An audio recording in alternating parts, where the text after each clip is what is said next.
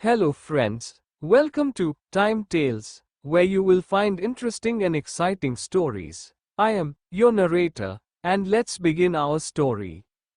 सभी लोग CCTV control room में जाते हैं। वहां के स्टाफ से रूम नो 201 का 1 घंटे पहले की फुटेज चलाने के लिए बोलते हैं। जैसे ही फुटेज चलता है उसे देखते सभी के चेहरे के भाव बदल जाते हैं। 3 मिनट बाद सभी कंट्रोल रूम से बाहर भागते हुए आते हैं और सीधे रिसेप्शन पर जाते हैं।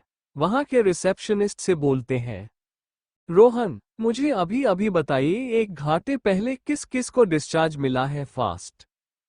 वो रिसेप्शनिस्ट राज को देख कुछ नहीं कहती और जल्दी से कंप्यूटर से सर्च करके बताती है, सर अभी 1 घंटे पहले 5 लोगों को डिस्चार्ज मिला है। वो कंप्यूटर आगे कर देती है। रोहित कंप्यूटर देख उसका फोटो ले लेता है और रोहन के कंधे पर थपथपाते हुए कहता है, चलो जल्दी, हमें एड्रेस मिल गया है, पहले वहां चलते हैं। वो कार किसी मिस्टर खेतान की है, शायद वो वही हो। चलो। चारों जिस स्पीड से रिसेप्शनिस्ट के पास आए थे उसी स्पीड से पार्किंग में जाते हैं और एक ही कार में बैठ चारों बाहर निकल जाते हैं। कार में कारण अपने फोन में देखते हुए, शांति नगर में है घर है उनका, यहां से लगभग 20 मिनट की दूरी पर है, हमें जल्दी चलना चाहिए। राज, पर वो उस कार में क्यों छुपी थी? मुझे कुछ समझ नहीं आ रहा है, ऐसा क्या हुआ उसके साथ? रोहित जो कार ड्राइव कर रहा था वो स्पीड बढ़ाते हुए, ये सभी चीजें हमें उससे मिलकर ही पता चलेगी। कारण लोकेशन बता, यहां से किस साइड जाना है? करण, यहां से थोड़ा आगे लेफ्ट साइड गली में ले लो। रोहित वैसा ही करता है। अब थोड़ा आगे जाने पर छठा घर है। रोहित, क्या ये है? आपने साइड के घर को देखते हुए करण, हाँ शायद यही है, देखो नाम भी लिखा है, राम खेतान। वो फोन को पॉकेट में डालते हुए, यही घर है, चलो। सभी निकाल रहे थे पर देखते हैं रोहन कुछ बोल ही नहीं रहा है, वो सिर झुकाए बैठा हुआ है चुपचाप। राज उसके कंधे पर हाथ रख कहता है, चल न रोहन, क्या सोच रहा है? रोहन अपना सिर उठाता है तो उसकी आधे पूरी खून की तरह लाल थी और गालों पर आंसुओं के धारा। वो ऐसे कैसे कहीं भी जा सकती है? अगर वो हमें यहाँ नहीं मिली तो हम कैसे ढूंढेंगे उसे? मुझे बहुत डर लग रहा है, जैसे कुछ अच्छा नहीं होने वाला है। राज, रोहित और कारण सब उसे गले लगा लेते हैं और कहता है, चिंता मत कर, अगर तू हार मान लेगा तो घर में सभी को कैसे संभालेगा? चल अब रोना नहीं है, वो जल्दी मिल जाएगी। रोहन भी अपने आंसुओं को पोंछते गाड़ी से निकल जाता। 3 है। सामने एक घर दिख रहा था जो न ज्यादा छोटा और न ज्यादा बड़ा था, एक उच्च मिडिल क्लास फैमिली के लिए एकदम परफेक्ट था। एकदम ऐसा, बाहर एक गाड़ी भी लगी हुई थी। राज, देखो गाड़ी का नंबर भी वही है, चलो अंदर चलते हैं। सभी के कदम भारी थे, अंदर से क्या पता चलेगा? किसी को कुछ भी नहीं पता था, पर जाना तो था ही। करण दरवाजे की घंटी बजाता है, अंदर से एक औरत गेट खोलती है। औरत, जी कहिए, आप लोग कौन? राज, हेलो, मैं सिटी हॉस्पिटल से आया हूँ, डॉक्टर राज। औरत, जी आइए अंदर। सभी लोग अंदर जाते हैं। सभी के नजर इधर उधर देख रही थी, जैसे वो किसी को ढूंढ रहे हो। अंदर से एक आदमी की आवाज आती है, क्या हुआ मालती, कौन आया है? मालती, जी हॉस्पिटल से आए हैं, बाहर आइए। अंदर से एक आदमी लंगड़ाते हुए बाहर आता है, उसके पैर में पट्टी थी। उस आदमी को देख करण कहता है, मिस्टर खेतान। आदमी, जी कहिए, मैं ही हुई, आप लोग यहाँ? राज, आप लोग जिस कार से घर आए हैं उसमें हमारी बच्ची डिक्की में छुप गई थी, क्या वो यहाँ है? रोहन, प्लीज उसको बुला दीजिए। कहाँ है वो? मालती, जी नहीं, हमारे साथ कोई नहीं आया है, आपको कोई गलतफहमी हुई होगी, अगर कोई होता तो सबसे पहले हम उसके बारे में पता करते। मिस्टर खेतान, वो सही कह रही है, हमारी गाड़ी में तो कोई बच्ची नहीं थी। हमने तो डिक्की से सामान भी बाहर निकाला था, कोई नहीं था वहां। राज, हमारी तसल्ली के लिए एक बार आप प्लीज देख लीजिए। सभी ने हाथ जोड़, लेकिन शायद ही इन्होंने किसी के सामने जोड़े होंगे, पर आज सवाल उनके घर की बच्ची का था। थोड़ी देर बाद चारों के साथ मिताली जी खड़ी थी कार के पास। उन्होंने जैसे ही डिक्की खोला, सभी की दिल की धड़कन 1 सेकंड के लिए जैसे बंद ही हो जाती है, पर जैसे ही सभी डिक्की में देखते हैं सभी के चेहरे पर निराशा के अलावा कुछ नहीं होता। मिताली जी, देखिए कुछ नहीं है अंदर, हमने आपको कहा तो था। करण, माफ कराएगा, आपको परेशान करने के लिए अब है, चलते हैं। आधे घंटे बाद सभी रूम नंबर 201 में थे। वहां का माहौल बिल्कुल भी अच्छा नहीं लग रहा था। जसवंत जी को होश आ गया था, पर जब से वो होश में आए थी तब से कृष्णा से मिलने की जिद कर रही थी। जसवंत जी बेड से उतारने की कोशिश करते हुए कहती है, बोलो कहाँ है मेरी बच्ची? बाहर है क्या? बताओ, हम अभी उससे मिलकर आते हैं। बेड से खड़े होते ही वो लड़खड़ा जाती है, पर पास में खड़ी पूनम जी उनको पाकर लेती है। रंजीत जी चारों को देख, बोलो रोहन कहाँ है? कृष्णा, तुम्हारी माँ कुछ पूछ रही है। रोहन और हाइफन, वो हमें नहीं मिली। रंजीत जी, मजाक करना बंद करो, वो छोटी सी बच्ची कहाँ जाएगी? तुम लोग ने ठीक से देखा ही नहीं होगा, जाओ अच्छे से देखो, अकेले वो डर रही होगी, जाओ जल्दी ढूंढो उसको। राज, बाऊजी, रोहन सच बोल रहा है, दरअसल वो जो भी कंट्रोल रूम में हुआ बनाने लगता है। तो देखते हैं। सबने आखिर देखा क्या फुटेज में? जैसे ही फुटेज चलता है उसमें दिखता है कि कृष्णा अपने रूम से बाहर आ रही थी। वो बहुत कमजोर लग रही थी, इसीलिए गेट और दीवार का सहारा लेते हुए आसपास देखती है। थोड़ी दूर उसे लिफ्ट दिखता है तो वो लिफ्ट में चली जाती है। उसके बाद लिफ्ट की फुटेज में दिखता वो पीछे सहारा लेते हुए बहुत मुश्किल से खड़ी थी। जैसे ही लिफ्ट नीचे पहुंचते हैं वो सभी से छुपते हुए बाहर आती है और बेसमेंट की तरफ चली जाती है जहां पार्किंग के व्यवस्था थी। पार्किंग के फुटेज में वो धीरे धीरे आगे बढ़ रही थी, तभी एक कपल आते हुए देखते हैं जो अपने रेड कलर की कार में बैठ रहे थे। कृष्णा वही पास में ही थी तो वो चुपके से कार की डिक्की में छुप जाती है और कार हॉस्पिटल गेट से बाहर चली जाती है। तो दोस्तों ये हुआ था, और चारों जिसके घर गए थे वो कार उन्हें के थी। उसके बाद जो भी हुआ वो सब बात राज रंजीत जी को बता देता है, कैसे वो घर गए और वहां उन्हें कृष्णा नहीं मिली। सभी का हल ऐसा था जैसे सदमा लग गया हो। अरे लग गया हो क्या, लगा ही है। जसवंत जी बहुत ज्यादा पैनिक करने लगती है तो राज जल्दी से उन्हें नींद का इंजेक्शन दे देता है। रंजीत जी तो धम्म से वही सोफे पर बैठ जाते हैं। रोहन उनके पास आकर उनके पैर के पास बैठ जाता है और उनसे कहता है, बाऊजी आप बिल्कुल चिंता मत करिए, मैंने सभी जगह अपने गार्ड लगा दिया है, कृष्णा जल्दी मिल जाएगी। रंजीत जी उसको बिना किसी भाव के कहते हैं, ये सब हमारी वजह से हुआ है, हमें उसे अपने साथ ले जाना चाहिए था, न वो तुम्हारे साथ रहती और न ऐसा कुछ होता। उसी दिन राज ने क्या कहा था, उसको पैनिक अटैक आया, स्थान किसकी वजह से? सिर्फ तुम्हारी वजह से। अब वो कहाँ होगी, किस हल में होगी, कोई नहीं जानता। और मैं जसवंत को क्या जवाब दूंगा, उसे कैसे संभालूंगा? है कोई जवाब तुम्हारे पास? इतना कहते वो उस जगह से उठ जाते हैं और जसवंत जी के पास चले जाते हैं। रोहन उसको खाली जगह को देखते रह जाता है। हाँ, ये उसकी गलती थी जिस पर के लिए आज तक उसकी बेटी तारपी थी, अब बारी शायद उसकी थी। नेहा और रोहन दोनों को शायद बहुत देर हो गए थे ये समझने में अब आगे क्या लिखा है कोई नहीं जानता। उसके सभी दोस्त उसे देख दुखी थे क्योंकि वो इतना समझते थे कि रोहन और नेहा को अपने किए का पश्चाताप है। समय की धारा तेजी से बहती, पलक झपकते ही निकल जाती। मौका था हाथ में, थामा नहीं, अब पछतावे की रात काली। समय बिताता जा रहा है, सभी ने पूरी जोर लगा दी थी कृष्णा को ढूंढने में, पर कुछ पता नहीं चल रहा था। हर दिन सभी ये सोचते कि आज शायद कोई खबर आएगी, पर रात हो जाती कुछ हाथ नहीं लगता। जब भी किसी अनजान बच्ची का स्व मिलता और पुलिस उन्हें देखने के लिए बुलाती तो सबको जैसे मौत आज जाती थी। नेहा और रोहन तो कितनी मौतें मरे हैं। ऐसे ही सालों बीत जाते हैं पर कृष्णा का कुछ भी पता नहीं चलता। 15 साल बाद अनजान जगह, अब आगे आरज़ू होनी चाहिए किसी को याद करने की। लम्हे अपने आप मिल जाते हैं, कौन पूछता है पिंजरे में बंद पंछियों को। याद वही आते हैं जो उड़ जाते हैं। समय बीतता जा रहा है, बहुत ढूंढने के बाद भी कृष्णा का कुछ पता नहीं चल रहा था। ऐसे ही 15 साल बीत जाते हैं। 15 साल बाद सुबह 10 बजे गाड़ियों का काफिला मुंबई के सड़कों पर तेजी से चलती हुई एक बड़ी सी गेट से होते हुए एक आलीशान ऊंची बिल्डिंग के सामने रुकती है। सभी गाड़ियों में से 2 गाड़ियां सबसे अलग और सबसे महंगी थी। बाकी गाड़ियां भी महंगी थी लेकिन सभी एक जैसी थी।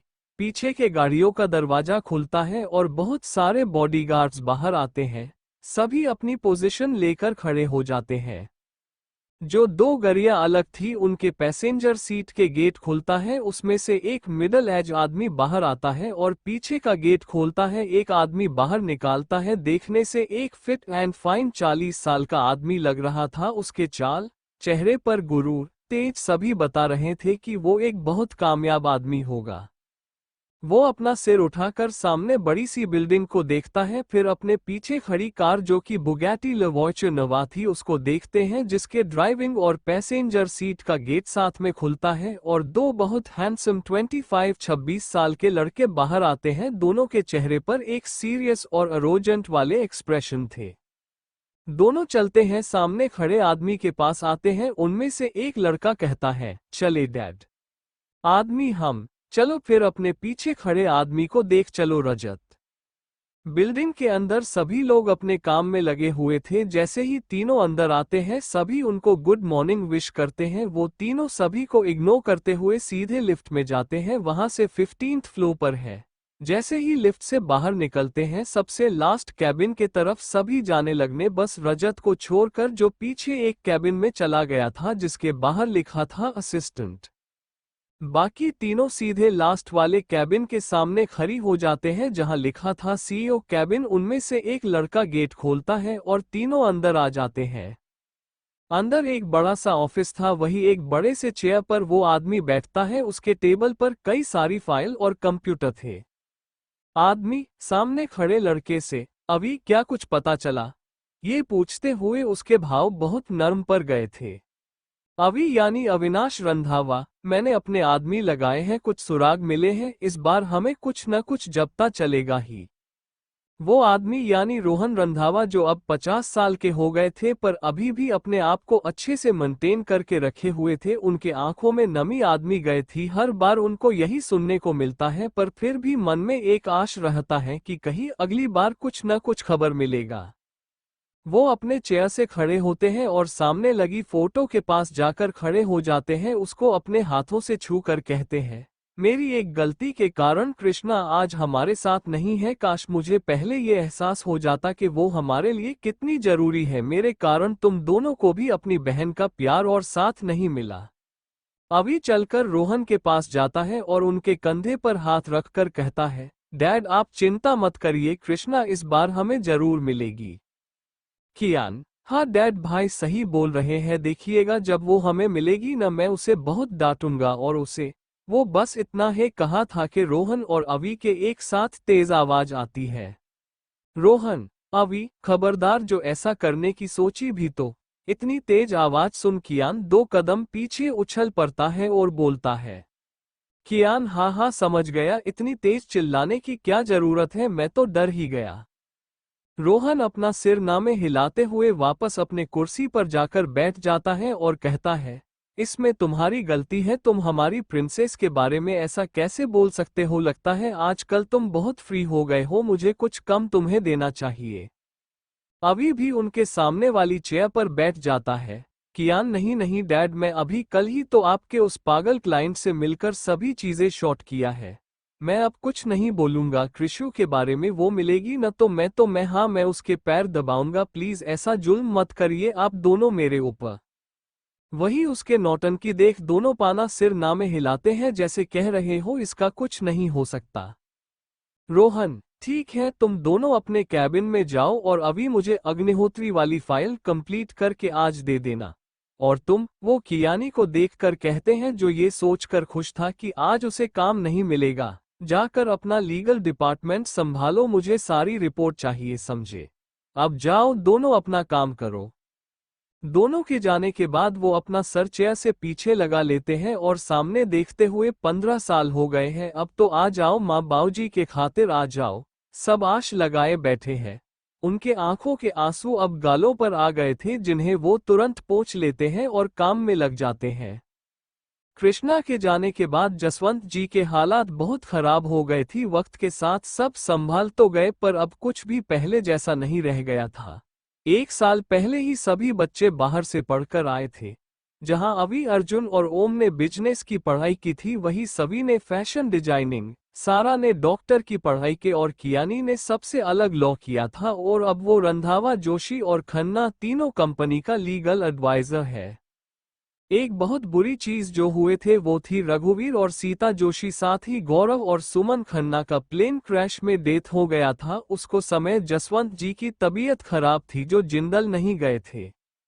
दूसरी तरफ एक अनजान जगह जहां बहुत अंधेरा था, कुछ भी दिखाई नहीं दे रहा था, लेकिन उस जगह पर किसी के चिल्लाने की आवाज आ रही थी। उसकी के साथ ऐसा लग रहा था जैसे वहां हर एक सेकंड में कुछ टूट रहा हो, कुछ न कुछ टूटने की आवाज साथ में आ रही थी। अचानक गेट खुलने की आवाज आती है और उसी के कुछ सेकंड बाद उसको जगह लाइट जल्दी है। वो एक कमरा था पूरा ब्लैक, अगर लाइट न जले तो अंदर कहाँ क्या है पता ही नहीं चलेगा। वो बेडरूम बहुत ही शानदार और आलीशान लग रहा है। उसमें काले और सोने के रंगों का इस्तेमाल किया गया है जो इसे एक बहुत ही लग्जरियस लुक दे रहा था। बेडरूम में एक बड़ा सा बिस्तर है जिसके चारों ओर सोने के रंग की कढ़ाई लगी हुई है। बिस्तर के आगे एक सोफा और एक कॉफी टेबल है। बेडरूम में कई बड़े बड़े शीशे भी लगे हुए हैं जो इसे और भी ज्यादा स्पेशियस बनाते हैं। ऐसा रूम पहले जो लड़का अभी अंदर आया था वो अंदर का नज़ारा देख एक पल के लिए रुको जाता है, फिर अंदर चिल्ला रहे व्यक्ति के बारे में सोच अंदर जाने लगता है। अंदर हर तरफ कांच और सामान बिखरा पड़ा था जैसे तूफान आया हो। वो थोड़ा आगे जाता ही है कि उसे फ्लो पर खून दिखता है जिसे देख वो बहुत घबराहट जाता है। तभी उसे एक कोने में किसी की परछाई दिखाई देती है। वो जैसे ही उसके पास पहुंचकर उसके कंधे पर हाथ रखता, नीचे बैठा व्यक्ति अचानक बेहोश हो जाता है और उसके बाहों में गिर जाता है। रंधावा मेंशन। आज यहाँ चारों फैमिली की औरतें इकट्ठा हुई थी, इसीलिए घर में चहल पहल बढ़ गया था। शाम के 7 बजे रहे थे और सभी कर घर आने का समय हो गया था। आज सभी को स्पेशल कहा गया था समय से पहले आने के लिए और घर की औरतों की बात न मानी जाए। ऐसा हो सकता है क्या? सभी जेंट्स अपने अपने काम से आज जल्दी आ गए थे। सभी की जल्दी आने की वजह ये थे कि अविनाश और सभी की सगाई होने वाली थे। उसे की तारीख निकलने के लिए पंडित जी आने वाले थे। वैसे तो सुबह ही आने वाले थे पर किसी कारणवश नहीं आ पाए, वो इसीलिए सभी को शाम में इकट्ठा होने के लिए कहा गया था। सभी आकर हॉल में बैठ जाते हैं। उनके बैठते ही नौकर पानी ले आते हैं। पंडित जी पहले ही आए हुए थे। सभी को आया देख जसवंत जी पूछती है, जसवंत जी बोलिए। पंडित जी सभी आ गए हैं, कौन कौन सी तारीख शुभ है तो हम उन्हें में से एक अच्छा सा दिन देख लेते हैं। पंडित हम अभी वही देख रहे थे, आज से 20 दिन बाद का मुहूर्त बहुत शुभ है, नहीं तो कोई दूसरा मुहूर्त फिर 3 महीने बाद ही मिल पाएगा। आप लोग सोचकर बता दीजिए। रंजीत जी, करण बेटा आप ही बता दे। करण और हाइफन, इसमें सोचना क्या है अंकल, 15 दिन बाद का मुहूर्त ही ठीक है। एक बार सगाई हो जाएगी फिर शादी का भी देख लेंगे। रंजीत जी, ठीक है पंडित जी, फिर आप 15 दिन बाद का दिन ही फिक्स कर दे, इसी दिन सगाई होगी। आप दोनों को कोई परेशानी तो नहीं न है? वो अविनाश और सभी को देखकर कहते हैं, आप चाहें तो हम 3 महीने बाद भी रख सकते हैं। सभी और अविनाश, नहीं। दोनों एक साथ हड़बड़ा कर कहते हैं तो सभी हंसने लगते हैं। सभी को हंसता देख दोनों बाहर गार्डन के तरफ चले जाते हैं। रंजीत जी, हाँ हाँ हाँ ठीक है पंडित जी, जो भी जरूरत के चीजें लगेंगी आप लिस्ट भिजवा दीजिएगा। पंडित जरूर, अब हमें आज्ञा दीजिए, हम चलते हैं। जसवंत आपको हमारा ड्राइवर घर छोड़ देगा। कियान जाओ बेटा, पंडित जी को बाहर छोड़ आओ। कियान जी दादी बाहर गार्डन में। अविनाश और सभी दोनों गार्डन में आ गए थे। वैसे तो दोनों बचपन से ही एक दूसरे को पसंद करते थे, मगर प्यार इन्हें कॉलेज में हुआ। जब घर आए तो सभी को अपने रिश्ते के बारे में बताओ दिए। घर में किसी को कोई परेशानी नहीं थी उनके रिश्ते से, और अब 15 दिन बाद वो रखने डोर में बंध जाएंगे। दोनों एक दूसरे के गले लगे हुए थे। अविनाश सभी के माथे पर एक प्यार भरा एहसास छोड़ता है जिसे महसूस कर सभी की आंखें बंद हो जाती है। तभी उन्हें एक नौकर डिनर करने के लिए बुलाता है तो दोनों अंदर चले जाते हैं। पंडित जी के जाने के बाद सभी हॉल में बैठे होते हैं तो नेहा सभी को डिनर करने के लिए बुलाती है। सभी डिनर करने के लिए डाइनिंग टेबल पर चले जाते हैं। सभी डिनर कर ही रहे थे कि अचानक वहां किसी का फोन रिंग करने लगता है तो सभी अपनी नजरें ऊपर करके एक तरफ देखते हैं जहां से आवाज आ रही थी। वही अविनाश सभी को अपनी तरफ देखता पता है तो जल्दी से कॉल उठा लेता है। अविनाश, बोलो पीयूष, क्या बात है जो अभी फोन किया, कोई जरूरी बात है क्या? उधर से कुछ जवाब आता है जिसे सुन वो झटके से अपनी कुर्सी से खड़ा हो जाता है। वही चेहरे पर सीरियस वाले भाव को सभी देख रहे थे, सभी के हाथ रखे हुए थे। अविनाश पहले तो शॉक हो जाता है, फिर थोड़े कड़क आवाज में बोलता है, क्या तुम सच कह रहे हो? ठीक है, हम अभी चलते हैं। क्या? ठीक है, सब चीजों को क्लियर कर लो, हम कल सुबह ही वहां चलेंगे। ठीक है, कल सुबह समय से आ जाना। रोहन, क्या हुआ अभी, किस बात से इतने खुश लग रहे हो? अविनाश, पापा वो बात ये है कि हमें एक रास्ता मिल गया है। रंजीत जी, साफ साफ बोलो, क्या बोलना चाहते हो तुम? अविनाश, दादाजी, कृष्णा के बारे में हमें एक बहुत बड़ी बात पता चली है। अगर वो सच हुआ तो हम उसे ढूंढने में एक कदम और आगे हो जाएंगे। जसवंत जी, इतना सुनते ही उनके हाथ से चमचा छूट के गिर जाता है और वो खड़े होते हुए कहती हैं, क्या तुम सच कह रहे हो? वो जल्दी मिल जाएगी ना? अविनाश और हाइफन, हाँ दादी, हमें एक क्लू मिला था, मैं उसकी तहकीकात करवा रहा था। आपके भगवान ने शायद इस बार आपकी सुन ली। सब बहुल खुश हो जाते हैं। नेहा और रोहन तो कुछ ज्यादा ही खुश लग रहे थे और लगे भी क्यों न कब से तरस रहे हैं वो लोग अपनी बेटी से एक बार मिलने के लिए, गले लगाने के लिए। रोहन और नेहा एक दूसरे को देखते हैं, फिर रोहन नेहा के फोरहेड पर किस कर कहता है, रोहन, जल्द ही हमारी प्रिंसेस हमारे साथ होगी। नेहा अपनी नाम आंखों को ऊपर कर बोलती है, हाँ, और उसके गले लग जाती है। अनजान जगह वो लड़का जैसे ही उस व्यक्ति को संभालता है, उसके बाल उसके हाथों पर आ जाते हैं, जिससे ये साफ पता चल रहा था कि सामने कोई लड़का नहीं बल्कि कोई लड़की है। वो लड़का उसे बेहोश देख बहुत घबरा जाता है, जो उसके हैंडसम चेहरे पर साफ दिख रहा था, मगर वो घबराहट तब और बढ़ जाती है जैसे ही वो उस लड़की का हाथ देखता जो पूरा खून से लथपथ था।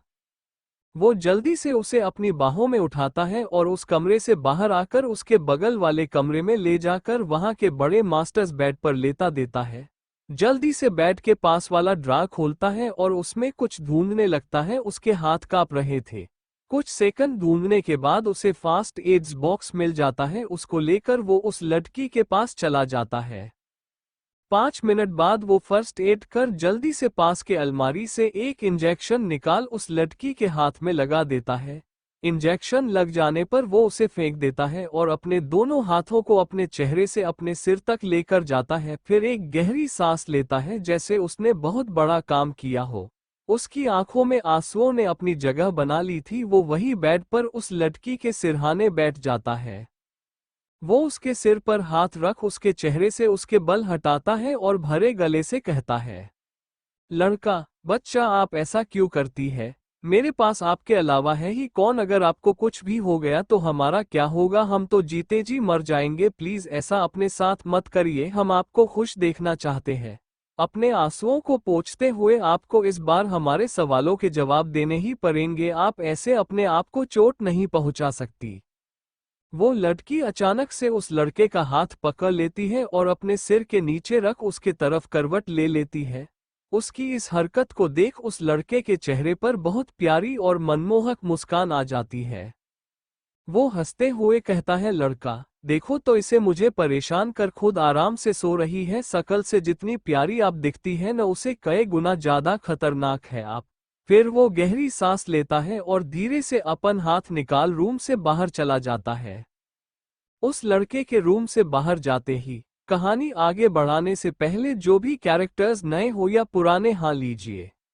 रंधावा फैमल, रंजीत सिंह रंधावा, एज 76 ईयर के। इनका मिजाज इन 15 सालों में बहुत कड़क हो गया है। आज भी इनकी बात को घर में कोई नहीं टाल सकता है सिवाय इनकी प्यारी बीवी के। इन्होंने अब अपने काम से रिटायरमेंट ले लिया है और अब ये कोई जरूरी काम हो तभी कंपनी जाते हैं। जसवंत सिंह रंधावा, एज 75 ईयर, ये स्वभाव से बहुत शांत और प्यारी है। घर में इनका ही राज चलता है, ये पूरे घर की होम मिनिस्टर है समझो। घर में कदम रखते ही सभी को इनकी बात माननी होती है। रोहन रंधावा, एज 52 ईयर, बहुत बड़े बिजनेसमैन है। इनकी कंपनी टॉप 3 में आती है। ये जितने हैंडसम है उतना ही ज्यादा इनको गुस्सा भी आता है। अभी इनका बस एक ही गोल है, अपनी बेटी को ढूंढना। Neha Randhawa age 49 years. ये एक फेमस क्लासिकल डांसर है, साथ ही बहुत सारे एनजीओ चलाती है। ये अपने साथ ही बच्चों से बहुत प्यार करती है, इन्हें बस अपने बेटी का इंतजार है। Avinash Randhawa age 26 year. गहरी काली आंखें, हाइट 6 फुट, जिम में बनी बॉडी, गोरा रंग। ये 1 साल से रंधावा कॉर्पोरेशन में अपने पापा के साथ काम कर रहे थे, पर अब ये सीईओ बनने वाले हैं। ये एकदम अपने पापा की कार्बन कॉपी है। गुस्से में पर घर के अंदर ये अलग इंसान बन जाए हैं, जो हस्ताक्षर भी हैं। सवी जोशी इनकी मंगेतर हैं, दोनों एक दूसरे से बहुत प्यार करते हैं। Kiyan Randhawa age 26 year. अल्मर ब्लैक आइस, गोरा रंग, परफेक्ट बॉडी, 6 फीट हाइट। ये अविनाश के जुड़वा भाई हैं जो 10 मिनट छोटे हैं। ये एक लॉयर हैं जिन्हें सभी को आमने दायरे में करने अच्छे से आता है।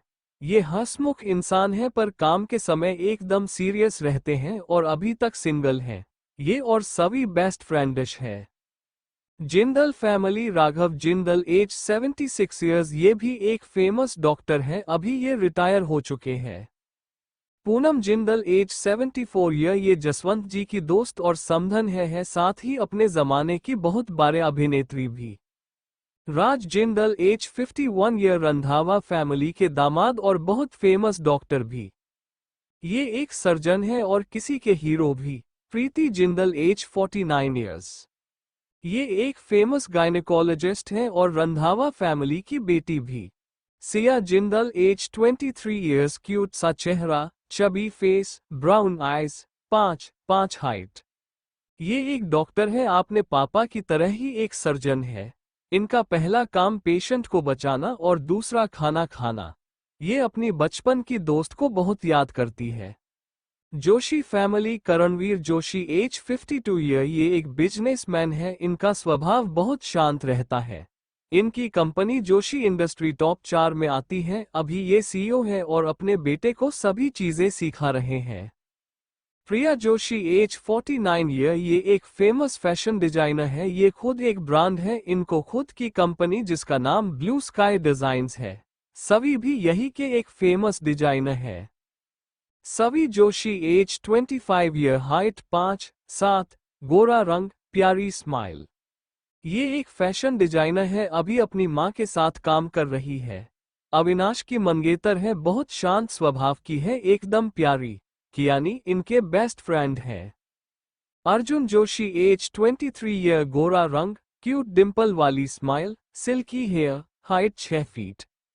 इन्होंने अभी अभी अपनी पढ़ाई कंप्लीट की है, इसीलिए थोड़ा काम करते हैं और थोड़ी मस्ती। इनका स्वभाव बहुत हंसमुख है, काम के समय सीरियस रहते हैं। इनकी दोस्त है सिया जिंदल और ये अपनी बेस्ट फ्रेंड को बहुत मिस करते हैं। Khanna family. Rohit Khanna age 52 years. ये एक एक्टर है, एंटरटेनमेंट इंडस्ट्री इन्हीं ही हाथों में है। ये खन्ना इंडस्ट्रीज भी चलाते हैं, जो इनका बेटा देखता है। ये वहाँ के चेयरमैन है। इनको गुस्सा बहुत आता है, पर फैमिली और फ्रेंड्स के साथ इनका स्वभाव बहुत सॉफ्ट है। ऋतु खन्ना एज 49 ईयर्स। ये एक बहुत फेमस पेंटर है, इनकी एक पेंटिंग लाखों में बिकती है। Omkar Khanna age 26 year. गोया चेहरा, नीली आंखें, कसा बदन, 6'1" हाइट। ये हैं हमारे हीरो जिनके चेहरे पर हमेशा सीरियस वाले एक्सप्रेसियन होते हैं, जैसे अभी जंग लारना है। ये और अविनाश बेस्ट फ्रेंडिश है। ये खन्ना इंडस्ट्रीज के सीईओ है।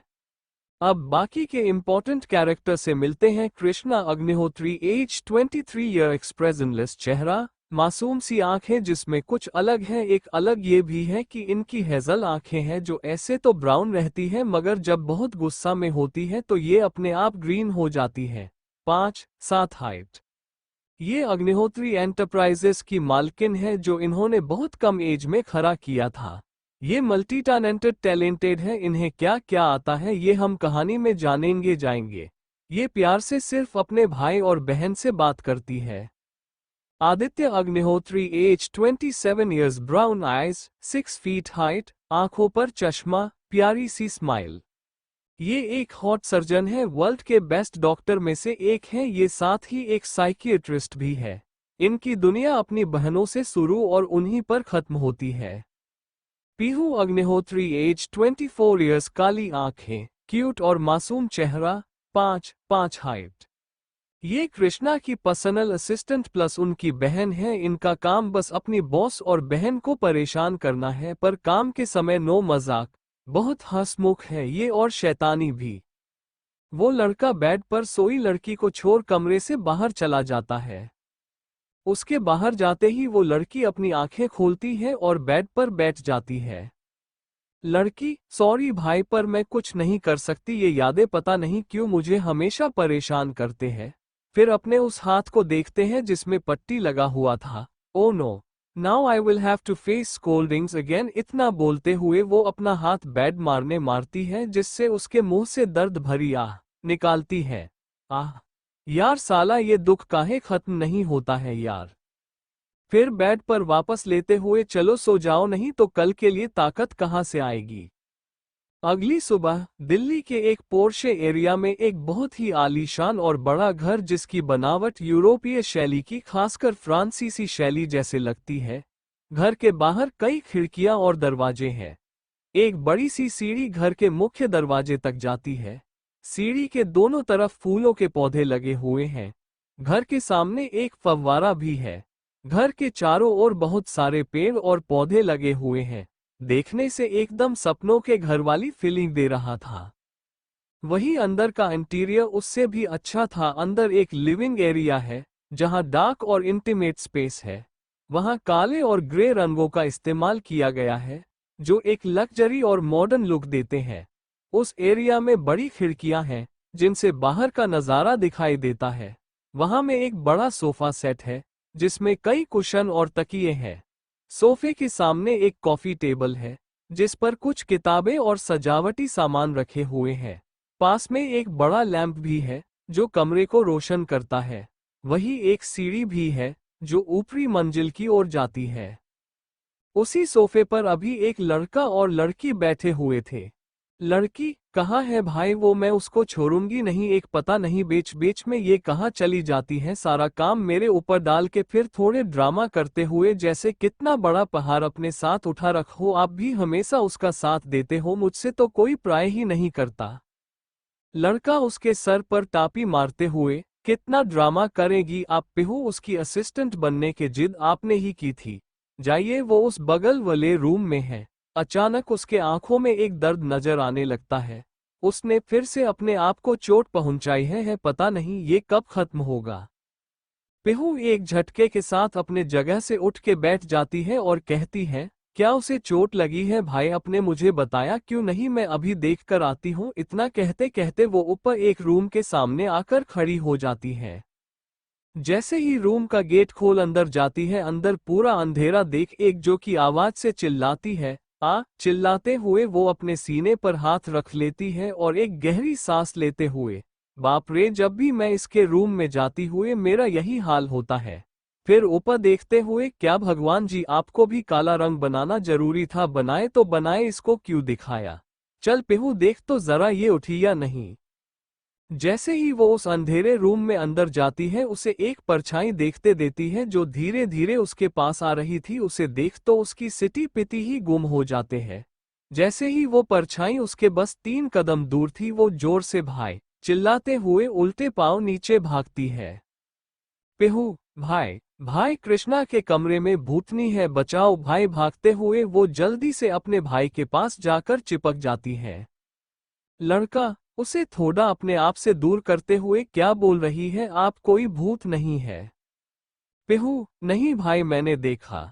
उसकी नजर सामने से आप रही एक लड़की पर ठहर गए जो सीढ़ियों से नीचे आप रही थी। वो लड़का भी वही देखने लगता है।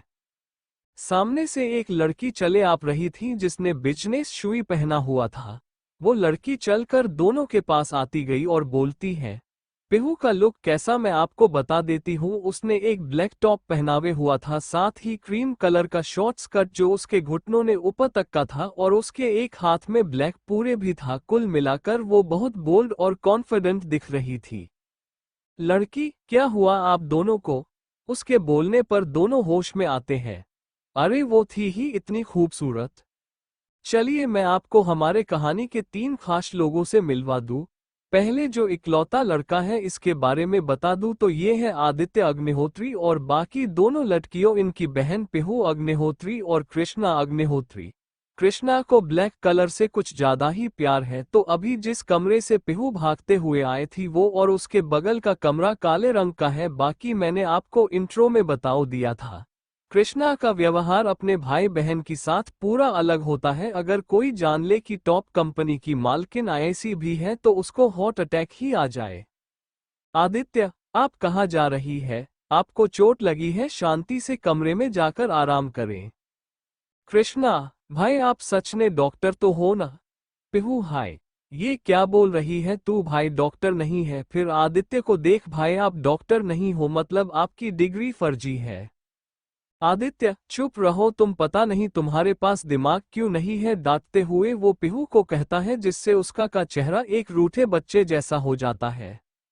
पिहू, जाओ, मैं जा रही अकेले ब्रेकफास्ट करने, किसी से बात नहीं करूंगी है, बोल पैर पटकते हुए डाइनिंग टेबल की तरफ चली जाती है, जिस पर दोनों आप अपना सिर नामे हिलाते हैं।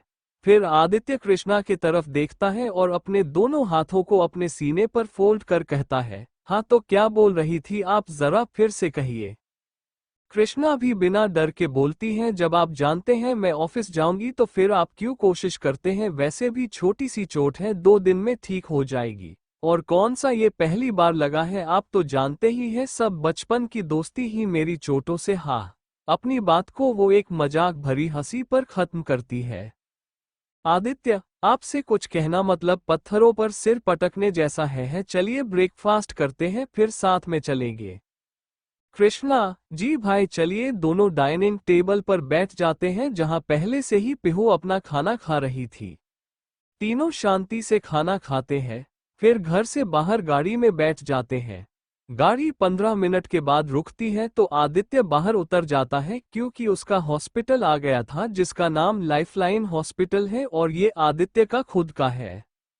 आदित्य को छोड़ने के बाद दोनों की गाड़ी अग्निहोत्री एंटरप्राइजेस के सामने है, जहां बॉडीगार्ड्स दरवाजा खोलते हैं, जिससे सबसे पहले पिहू कार से हर आती है, फिर उसके बाद कृष्णा बाहर आती है।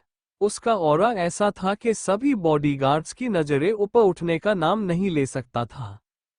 यहाँ दोनों का एक अलग इंसान लग रही थी, खासकर कृष्णा जिसका चेहरा बिना भाव के था, जैसे एरोगेंट सीईओ का पूरा नमूना सामने खड़ा हो। कृष्णा घमंड के साथ चलते हुए उस बड़ी सी बिल्डिंग के अंदर जाती है। अंदर सभी वर्कर्स अपने काम में लगे हुए थे, क्योंकि उनकी बॉस के आने का समय हो गया था और सिर्फ एक गलती उनकी नौकरी के साथ करियर भी बर्बाद कर सकता था। जैसे ही दोनों अंदर आते हैं सभी उन्हें गुड मॉर्निंग विश करते हैं, जिसको दोनों ही पूरी तरीके से इग्नोर करती है। फिर दोनों सीधा अपने पर्सनल लिफ्ट से सबसे ऊपर के फ्लोर यानी 20th माले पर जाती है, जहां सिर्फ 2 ही रूम मौजूद था, एक कृष्णा का और एक पिहू का। दोनों सीईओ ऑफिस में जाती है। वहां कृष्णा सीईओ की कुर्सी पर बैठती है और पिहू सामने। पिहू, ये इतना सीरियस चेहरा बनाना कितना मुश्किल है, मुझ जैसे मासूम के लिए पता नहीं कितने लीग मुझे देखकर रोज डरते होंगे। कृष्णा, बकवास बंद करो और मेरा आज का शेड्यूल बनाकर बताओ, और ये भी बताओ कि ठाकुरों के प्रोजेक्ट के लिए किस किस ने टेंडर दिया है, चाहे कुछ भी हो हमारा टेंडर ही पास होना चाहिए। जाओ अब अपने कैबिन में। इतने दिन मैं नहीं थे, देखूं तुमने कितने काम बिगाड़े हैं। पिहू, ये नहीं कि थोड़ी शाबाशी दे दे, बस गलती निकाला, इतनी सारी जिम्मेदारी मैंने अपने कंधे पर कैसे उठाए ये नहीं पूछो, किसी को मेरी परी ही नहीं है। ऐसे बड़बड़ाते हुए वो कैबिन से बाहर चली जाती है। कृष्णा एक बार उसे देखती है, फिर अपना सिर न में हिलाते हुए, पूरी नौटंकी है, इसका कुछ नहीं हो सकता, फिर अपना ऑरा पहले जैसा करती है और अपने कसम में लग जाती है। कृष्णा की एक बात मैं आपको बता, वो ज्यादा खुलकर बात नहीं करती है, ऐसा कहे कि उसके अंदर काम ही इमोशंस है। बहुत कम ही उसको हंसते हुए किसी ने देखा है, न वो अपने भाई बहन के साथ अलग होती है, पर उसका स्वभाव बस थोड़ा सॉफ्ट हो जाता है उनके साथ, पर असली कृष्णा को कोई नहीं जानता कि वो असली में कैसी है, और एक चीज खास कहो या खतरा वो उसके पास जो बहुत खतरनाक है। लाइफलाइन हॉस्पिटल, आदित्य यहाँ का डायरेक्टर भी है और सबसे बेस्ट डॉक्टर भी, तो चलो थोड़ा देखे वो कर क्या रहे हैं। आदित्य ने आज व्हाइट कलर की फॉर्मल शर्ट पहनी हुई थी, साथ ही ब्लैक पंथ, जिससे वो किसी कोरियन मैन से कम नहीं लग रहा था। हॉस्पिटल के एक कैबिन में आदित्य अपने हेड चेयर पर बैठा हुआ था और उसके सामने एक बच्चा और एक कपल बैठे हुए थे। आदित्य के हाथ में कोई फाइल थी जो शायद उस बच्चे की थे। आदित्य रिपोर्ट को नीचे रखते हुए एक प्यारी स्माइल करता है और कहता है, वेरी गुड यश, आप तो बहुत स्ट्रांग हो, आपके जम जल्दी खत्म हो रहे हैं, आप जल्दी ठीक हो जाओगे और फिर बहुत सारी मस्ती भी करोगे। वो उसके गालों को खींचते हुए कहता है, यश यस अंकल, मैं बहुत स्ट्रांग हूँ, देखना मैं सबको धिशूम धिशूम कर मार दूंगा, कहते हुए अपने हाथों को उसे तरह घूमते हुए हंसने लगता है। उसकी बात सुन आदित्य भी हंसने लगता है, साथ ही उस बच्चे के माता पिता के चेहरे पर भी स्माइल आ जाती है। आदित्य, चलो आप अपने कमरे में जाकर आराम करो, मैं आपसे मिलने आऊंगा, ठीक है? यश, ठीक है। वो चला जाता है। बच्चे के जाने के बाद आदित्य उसके माता पिता से कहता है, आदित्य, उसका ऑपरेशन हो चुका है, तो आप लोग इतना परेशान मत होइए, अब उसका हार्ट एकदम ठीक है, रिपोर्ट बहुत अच्छे आए हैं, वो बहुत जल्दी रिकवर कर रहा है, 2 सप्ताह में उसको डिस्चार्ज भी मिल जाएगा। वो कपल उसके सामने अपना हाथ जोड़ने लगते हैं, तो आदित्य जल्दी से उनका हाथ पाकर लेता है और यश के पिता को गले लगाकर कहता है, डोंट वरी, वो बहुत स्ट्रांग है, आपको वो जल्दी ही अपने घर में हुड़दंग करते मिलेगा। उसके बाद दोनों चले जाते हैं, तभी उसका फोन बजता है जो टेबल पर रखा हुआ था। वो देखता है उसके मुंबई वाले ब्रांच से कॉल आ रहा है। वो कॉल उठाता है तो उधर से कुछ कहा जाता है, जिसके कारण उसके चेहरे पर घबराहट और परेशानी दिखने लगता है। आदित्य अपने सर को दोनों अपने एक हाथ के दोनों उंगलियों से सहलाते हुए कहता है, ठीक है, मैं आपको इन्फॉर्म करता हूं, तब तक आप वहां के सिचुएशन को संभालें। कॉल रखते ही वो थोड़ा परेशान नजर आने लगता है। वही अग्निहोत्री एंटरप्राइजेज में कृष्ण, जो लगातार अपने कंप्यूटर पर काम कर रही थी, उसकी पतली उंगलियां उस पर ऐसे चले रहे थे जैसे किसी हैकर के हो। तभी गेट नॉक होता है। कृष्ण अपने कोल्ड आवाज में, कम इन। गेट खुलता है और पिहू अंदर आकर खड़ी हो जाती है।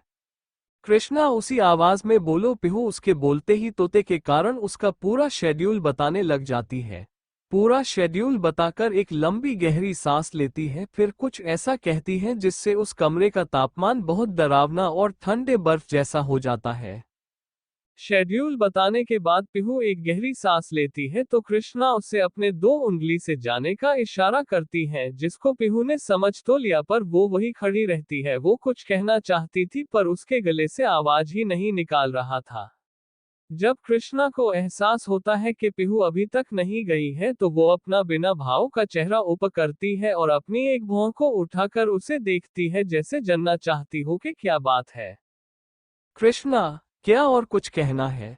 पिहू, ये एस बॉस कृष्णा, तो बोलो किसका इंतजार कर रही हो, मेरे पास फालतू वक्त नहीं है। पिहू, बॉस, वो बात ये है कि कृष्णा, लगता है तुम्हारे पास बहुत फ्री टाइम है, तो बोलो, मैं तुम्हें अच्छे से बिजी कर सकती हूँ। पिहू, नहीं नहीं, फिर एक ही सांस में फटाफट बोलने लगती है। ठाकुर के जिस टेंडर को हमने भरा है, उसके लिए सभी सीईओ को मुंबई बुलाया गया है, और अगर कोई नहीं आता है तो वो उसको टेंडर से बाहर बाहर कर देंगे। हूँ अपने बात खत्म करते ही वो तेज तेज सांस लेने लगती है। तभी उसको ऐसा महसूस होता है जैसे ठंड बढ़ गई है, उसके रोए आने लग गए थे। वो जैसे ही अपना सिर ऊपर कर कृष्णा को देखती है, उसके पूरे शरीर में एक डर की लहरें खून के साथ दौड़ने लगती है। वो सांस लेना ही भूल जाती है।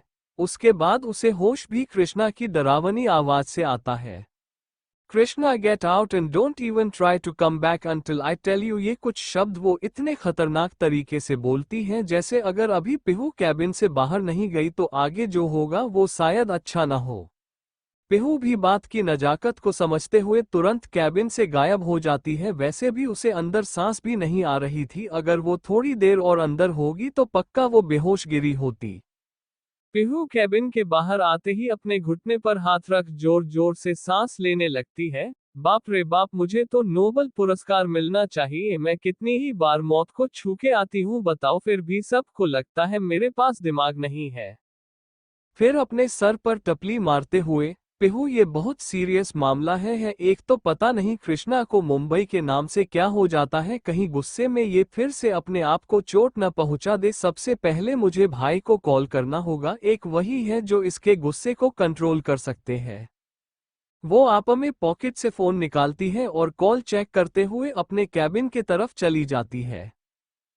कैबिन। कृष्णा अपना सिर नीचे किए हुए थी, उसने अपने मुट्ठी को बंद रखा था जैसे वो अपने आप को कंट्रोल कर रही हो। जब उससे नहीं हो तो वो एक झटके से खड़ी होती है और टेबल पर रखे सभी सामान यहाँ तक कि लैपटॉप को भी एक झटके में अपने एक हाथ से फेंक देती है। वहाँ कांच के भी बहुत सारी शो पीस थे जिसे वो इधर उधर फेंके जा रही थी, जिसके कारण पूरा कैबिन कांच और सामान से गंदा हो चुका था।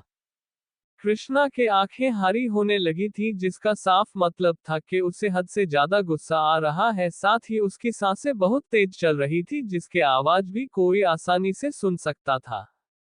जब पूरा कैबिन तहस नहस हो जाता है तो कृष्णा अपने बलों को पकारते हुए जोर से चिल्लाती है। आह, उसकी आवाज इतनी डरावनी थी कि किसी की भी रीढ़ की हड्डी ठंडी पर जाती, लेकिन जो उसको जानते होंगे सिर्फ उनको ही पता होगा कि इस डरावनी आवाज के पीछे कितना दर्द है। उसके सिर की नसें देखने लगी थी, ऐसा लग रहा था जैसे अभी फट जाएगी। जब उससे गुस्सा कंट्रोल नहीं होता तो वो कांच के खिड़की पर अपने उसी हाथ को जोर से मारती है जिसमें कल रात चोट लगी थी। उसके 2 वार से ही कांच टूटकर चकनाचूर चूर हो जाता है। कुछ उसके हाथ के अंदर तक धंस जाते हैं, कुछ उसके गले तो कुछ उसके सिर पर भी लगे थे।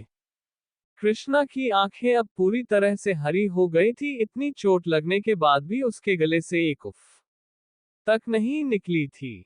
जैसे ही वो कांच तोड़ती है, एक झटके के साथ कैबिन का दरवाजा खुलता है और वहां से कोई 2 लोग जल्दी से अंदर आते हैं। पर अंदर का नजारा ऐसा लग रहा था जैसे पूरी धरती में बस यही प्रलय आया हो। वो दोनों कोई और नहीं, पिहू और आदित्य थे। आदित्य को पिहू ने सारी बात बता दी थी, जिसके कारण वो सभी चीजों को छोड़ तुरंत ऑफिस आ गया था। दोनों गेट के पास खड़े थे कि उन्हें कृष्णा की आवाज आती है, जो बहुत ठंडी और अलग थी, जैसे वो नहीं कोई और हो। कृष्णा, मैंने कहा था न किसी को अंदर मत आने देना। हिम्मत कैसे हुई फिर अंदर आने की? ये सब वो बिना पीछे देखे बोल रही थी। अभी उसके दोनों हाथ कांच के की खिड़की के ऊपर थे जहां वो गहरी सांसें ले रही थी। उसकी ऐसी आवाज सुन पिहू की आंख से आंसू आने लगते हैं। वो बहुत डर गई थी। डर तो आदित्य भी गया था, पर उसका करा कुछ और था। वो पिहू को बाहर जाने को बोलता है ताकि कृष्णा उसे कोई नुकसान न पहुंचा पाए। उसके जाने के बाद वो गेट अंदर से बंद कर आगे कृष्णा की तरफ जाने लगता है। वो देख सकता था कैसे कृष्णा अपने आप को कंट्रोल करने की पूरी कोशिश कर रही है। अगर वो ऐसा न करे तो शायद वो उसे भी चोट पहुंचा सकती है। वो जल्दी से कृष्णा के पास जाता है और उसे गले लगा लेता है और उसे शांत करने लगता है। आदित्य, बच्चा शांत हो जाइए, ठीक इतना गुस्सा अच्छा नहीं है आपके लिए। वो उसके बलों को बार बार सहलाकर शांत करने की कोशिश कर रहा था, जैसे कोई अपने बच्चे को करता है। वही कृष्णा के हाथों की मुट्ठी अभी तक नहीं खुली थी। उसका शरीर अब धीरे धीरे ढीला पड़ रहा था, लेकिन उसकी सांसें अभी अभी वैसे ही तेज थीं। लगभग 10 मिनट बाद कृष्णा का शरीर पूरा आदित्य के ऊपर था, जैसे उसमें अब जान ही न हो, लेकिन उसकी सांसें अभी भी ऊपर नीचे हो रही थी। जब आदित्य देखता है वो शांत हो गई है तो उसे वही सोफे पर बैठता है और जल्दी से उसकी टेबल के दराज में कुछ ढूंढने लगता है। कुछ पल बाद ही वो एक डब्बा के साथ फर्स्ट एड लेकर उसके पास आता है। सबसे पहले जो वो उस डब्बा से एक गोली निकालता है जो शायद किसी चीज की दावा थी और कृष्णा को दे देता है, जिसे उसने बस अपने हाथों में ले लिया था पर खाया नहीं था। तब आदित्य की कारक आवाज उसके कानों में जाती है।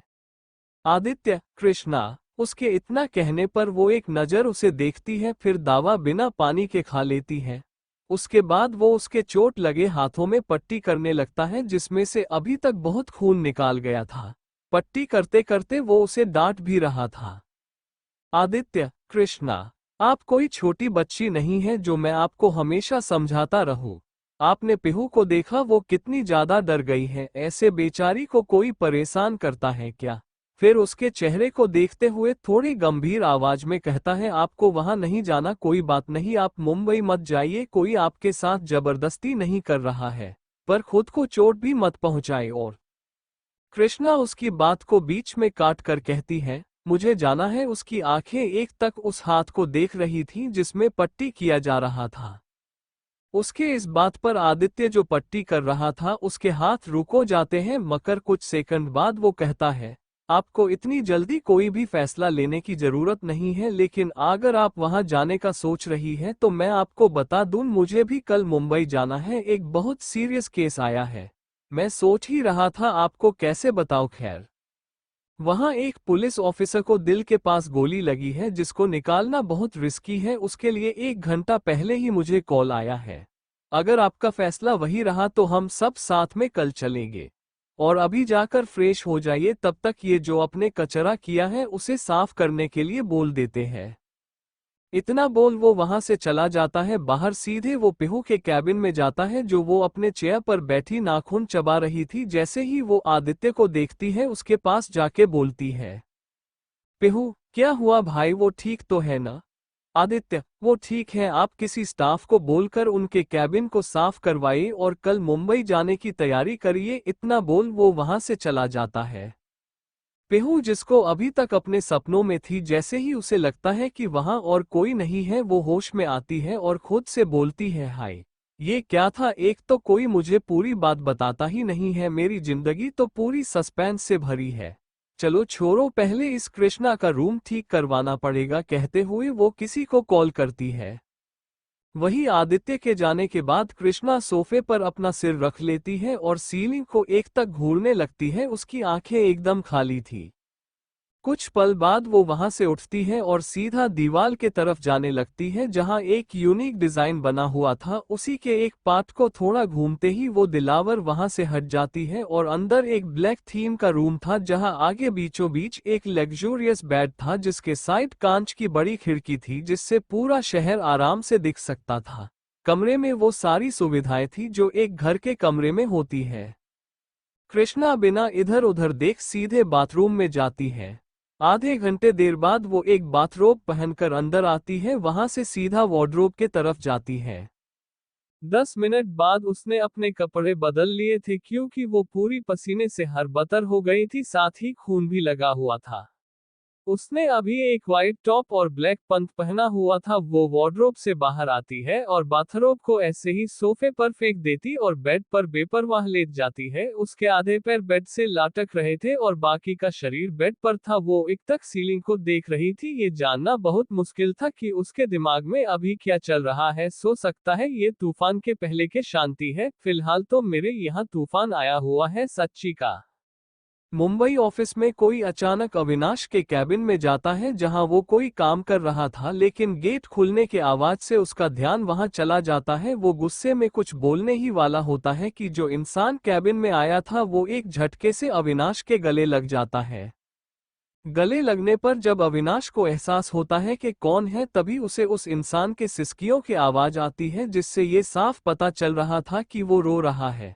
अविनाश उसके रोने से घबरा जाता है और कहता है, मुंबई ऑफिस में कोई अचानक अविनाश के कैबिन में आ जाता है जहां वो कोई जरूरी काम कर रहा था, पर अचानक गेट खुलने के वजह से वो डिस्टर्ब हो जाता है। वो गुस्से में कुछ बोलने वाला होता है कि सामने वाले इंसान को देख। वो जैसे ही खड़ा होता है वो इंसान तुरंत उसके गले लग जाता है। अचानक गले लगने से अविनाश के कदम लड़खड़ा जाते हैं, पर फिर अपने आप को संभाल कर उस इंसान को वापस गले लगाकर पूछता है, अविनाश क्या हुआ कियान, तुम अचानक यहाँ?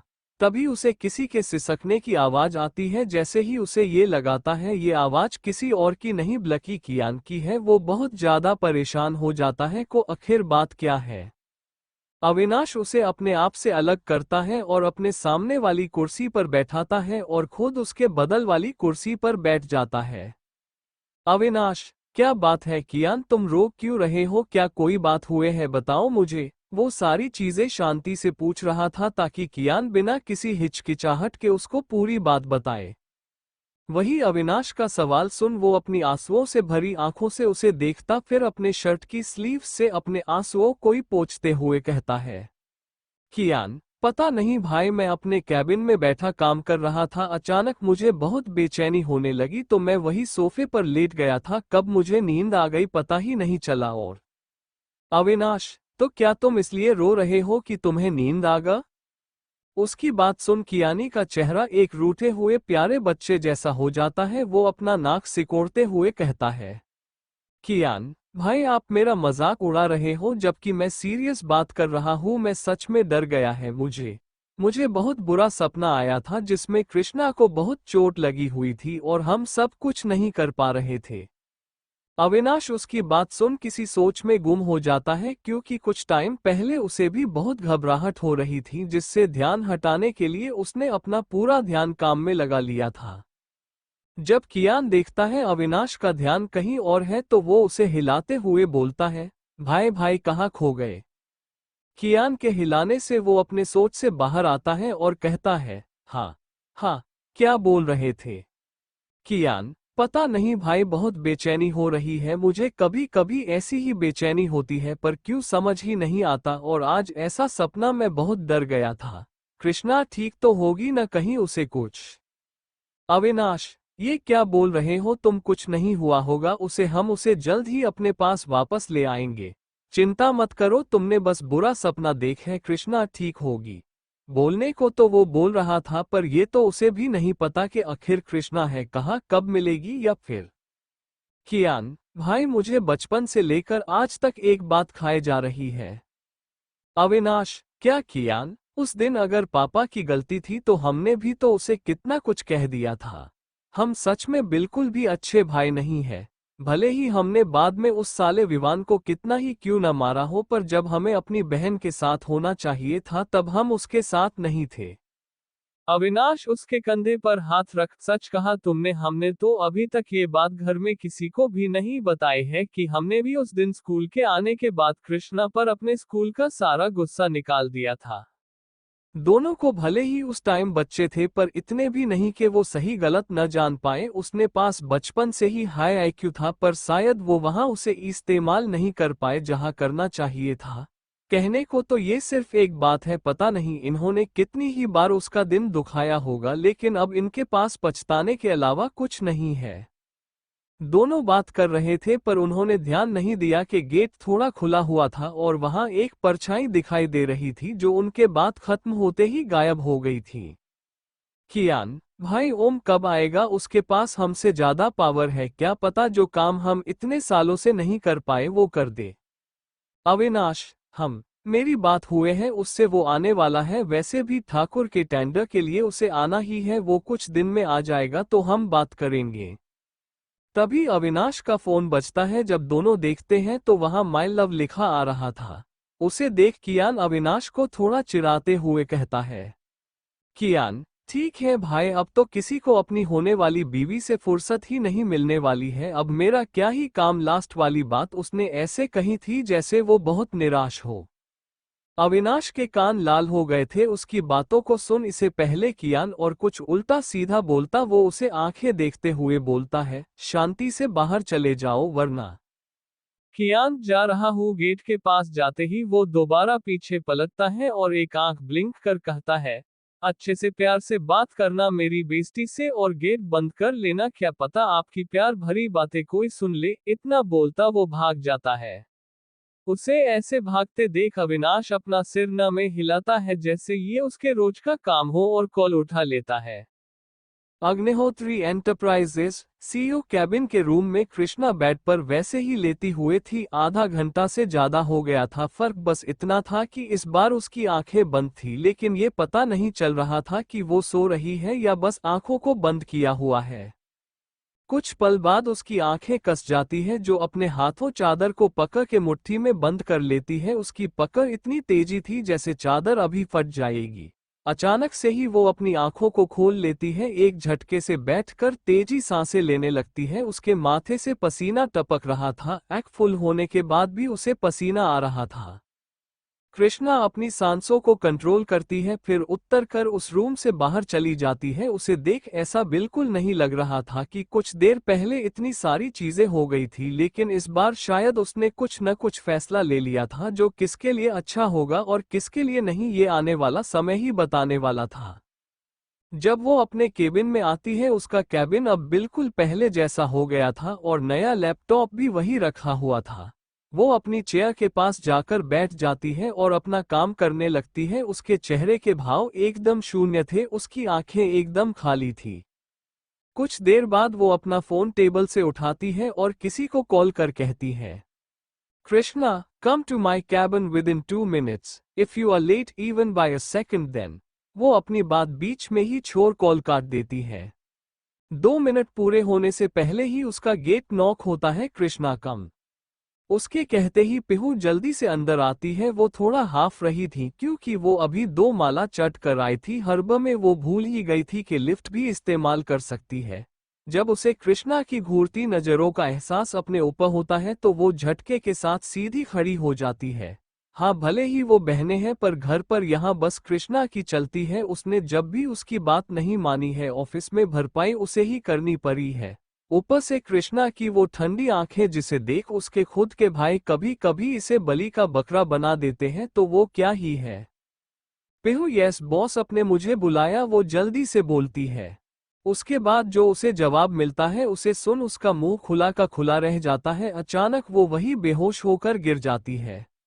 2 घंटे बाद एयरपोर्ट पर तीनों ने मास्क लगाया हुआ था और गार्ड्स उनके साथ नहीं चल रहे थे पर वही आसपास मौजूद थे। कृष्णा उनसे 2 कदम पीछे थी। वो वीआईपी एरिया से बाहर जा ही रहे थे कि कृष्णा की टक्कर किसी से हो जाती है और दोनों की पोजीशन चौंकाने वाली थी क्योंकि जिससे कृष्णा टकराई थी वो उसकी बाहों में था और कृष्णा ने उसे शाहरुख खान की तरह पकड़ा हुआ था।